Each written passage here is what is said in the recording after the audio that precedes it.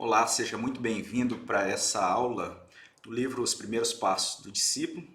Nós estamos na aula 3, capítulo 2 do livro texto Os Primeiros Passos do Discípulo, os deveres para com Deus. Então você é muito bem-vindo a estar participando dessa aula. E nessa aula, então, nós estaremos olhando para os 10 mandamentos. No estudo anterior, a gente teve algumas informações introdutórias e agora a gente vai olhar para essa primeira parte dos 10 mandamentos, os deveres para com Deus, os primeiros 4 mandamentos. E a gente vai começar agora, então, olhando para o primeiro mandamento. O primeiro mandamento lá em Êxodo 20, versículo 3, primeiro mandamento: não terás outros deuses diante de mim. Muito importante que quando nós olhamos para esse primeiro mandamento, nós aprendemos que nada deve ser considerado mais amável ou mais importante do que Deus, e que colocar qualquer coisa à sua frente é idolatria. Então, isso é algo que nós encontramos na palavra de Deus. Nós temos um trecho da palavra de Deus também que vai falar isso. Nós olhando ali para Deuteronômio, capítulo 6, os versículos de 4 a 6, se você tiver com a sua Bíblia e quiser olhar para esse texto, ou ainda também olhando para o livro, os primeiros passos do discípulo, a gente tem esse texto também aí no livro, que diz assim, a palavra do nosso Deus: ouve Israel, o Senhor nosso Deus é o único Senhor.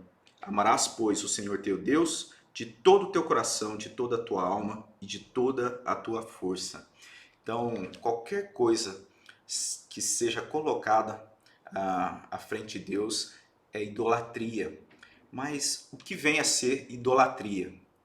Segundo o Catecismo de Heidelberg, é um importante catecismo, na pergunta 95, nós temos a resposta, né? O que é idolatria? Idolatria é inventar ou ter alguma coisa em que se deposite confiança em lugar ou ao lado do único e verdadeiro Deus que se revelou na sua palavra.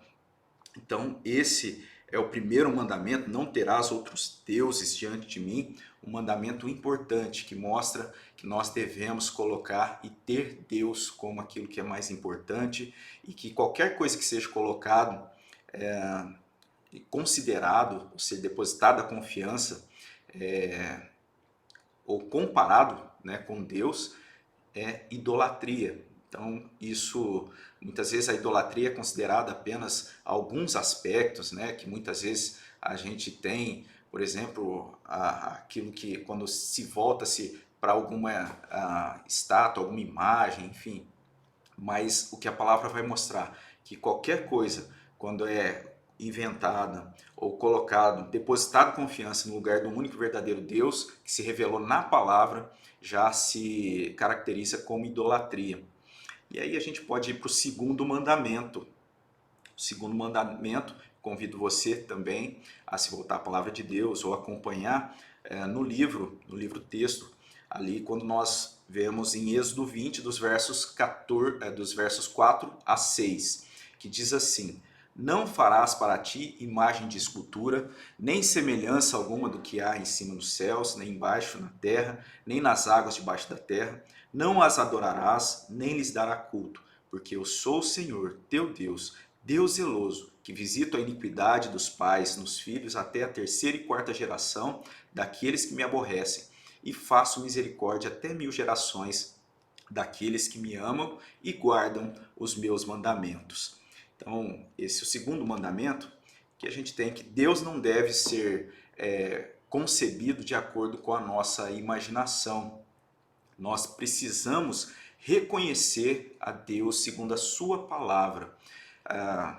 Ao representá-lo a partir de alguma forma segundo as nossas próprias, de acordo com a nossa imaginação, aliás, ou as nossas ilusões, enfim, nós produzimos caricaturas de Deus.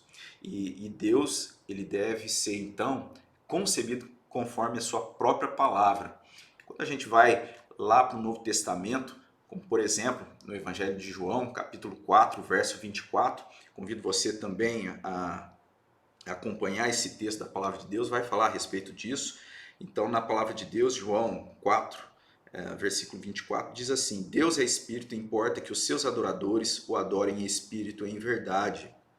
E também quando a gente vai para a primeira carta do apóstolo Paulo para Timóteo, 1 Timóteo, no capítulo 6, dos versos 15 a 16, que nós temos lá na palavra de Deus é a seguinte: a qual em suas épocas determinadas há de ser revelado pelo bendito e único soberano, o Rei dos reis e Senhor dos senhores, o único que possui imortalidade, que habita em luz inacessível, a quem homem algum jamais viu nem é capaz de ver. A ele honra e poder eterno.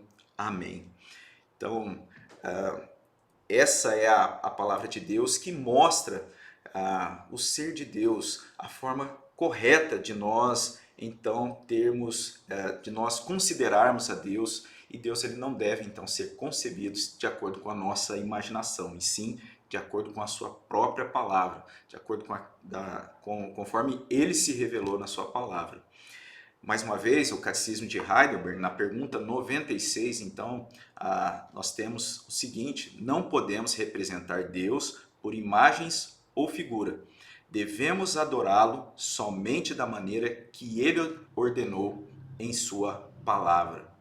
Ou seja, Deus deve ser considerado, Deus deve ser então adorado somente da maneira que ele mesmo orienta, da maneira que ele ordena na sua própria palavra. Nesse segundo mandamento, nós temos também uma nota pactual que vai dizer que Deus é zeloso, né? Êxodo 20, no versículo 5, e nós devemos entender que nós somos dele. O vocábulo no original, na Bíblia hebraica, que é traduzido por zeloso, ele pode ser lido como ciumento.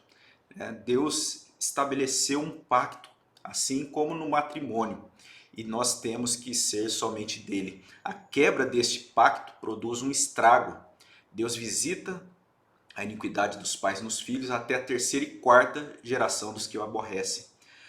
No entanto, nós temos que aqueles que o amam e obedecem, porém, plantam sementes que produzem bênção até a milésima geração. Então, algo importante nós compreendermos esse aspecto do cuidado de Deus, do relacionamento de Deus. O que nós temos então nesses dois mandamentos, que nós vimos até aqui, é isso, que Deus nos fez para que o amemos sincera e intensamente, acima de qualquer outra coisa. E além disso, que precisamos cuidar para conhecer e amar a Deus verdadeiro, ou seja, amar ao Deus verdadeiro, ao Deus verdadeiro que se revela nas Escrituras. E não uma ideia, né, de divindade concebida a partir da nossa imaginação. É muito importante que a gente tenha o conhecimento de Deus conforme Ele mesmo se revela na sua palavra.